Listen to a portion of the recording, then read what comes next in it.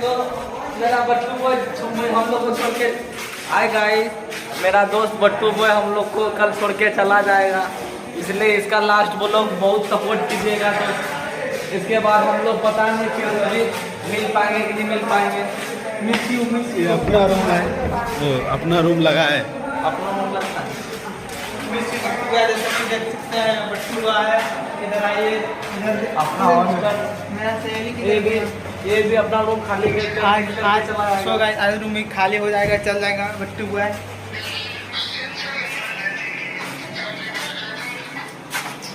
सबसे main room हम लोग का ही है, बातें तो खाओगे। सबसे मेन रूम ही है हम लोग का। उधर सुहास भैया, उधर देखा ये सुहास भैया को। इधर आइए, इधर आइए, ये सादा कपड़ा लो एड्रेस तो चोरी बोल। सुबह से